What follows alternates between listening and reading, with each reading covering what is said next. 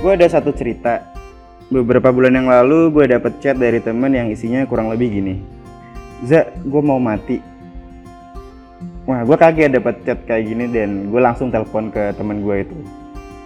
Bro, lu kenapa? Gitu. Dia cerita cukup panjang. Dia bilang kalau gue capek Za, capek fisik, capek mental, kerja pagi, pulang malam, lingkungan toksik, masalah keluarga, masalah hubungan. Aduh, ngapain sih gue? Sebenarnya itu tuh buat apa sih, Za? Temen gue ini sebut aja namanya Budi. Dengar dari cerita dia, Budi ini benar-benar frustasi sama masalah hidupnya yang dia ngerasa dia nanggung masalah itu sendiri gitu. Saking frustasinya, Budi sampai gantung diri dan benar-benar gantung diri. Iketin tali ke leher dan lompat. Tapi sepertinya Tuhan masih kasih dia kesempatan. Waktu dia gantung diri, talinya putus dan akhirnya nggak jadi mati. Dan dia sadar mungkin ini belum saatnya dia untuk menyerah gitu. Nah, mungkin Budi hanya salah satu orang yang mengalami hal serupa, mengalami masa-masa sulit. Dan ada banyak Budi-Budi lain di luar sana yang mengalami masalah ini dan berjuang sendiri.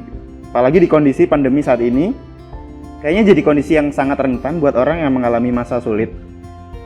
Dan gue kepikir, jangan sampai ada pikiran negatif yang melintas dan akhirnya berujung ke bunuh diri gitu. Waktu itu jujur, gue bingung banget mesti ngerespon kayak gimana. Apalagi waktu dia nanya, hidup itu buat apa sih? Gitu. Rasanya gue gak berhak buat ngejawab pertanyaan ini karena emang apa yang kita alami beda dan gue belum pernah di posisi seperti dia. Tapi meskipun gitu, seenggaknya gue berusaha buat mendengar keluh kesah dia sambil ngeyakinin kalau lu tuh gak sendiri bro, ada gue kalau lu butuh cerita. Gue pikir mungkin dengan cerita ke orang, pikiran negatif itu bisa teralihkan. Jadi gue berusaha buat jadi pendengar yang baik dan ngusahain ada buat dia. Setelah itu gue sadar, kayaknya penting banget deh buat kita selalu nanyain kabar ke teman. Kita ngusahain ada buat dia dan nemenin teman kita yang lagi ada di masa-masa sulit. Sekarang Budi baik-baik aja dan gue ikut seneng dengan hal kecil yang gue lakuin kayak dengerin cerita dia dan nampung masalah-masalah dia.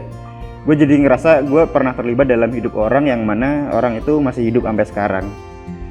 Dan gue sadar ternyata hal kecil atau small act of kindness itu benar-benar berdampak gede. Gue harap kedepannya sih kita semua sadar kalau kebaikan sekecil apapun itu, sesederhana apapun itu akan menghasilkan dampak yang luar biasa, entah itu buat hidup orang lain ataupun dalam hidup kita sendiri.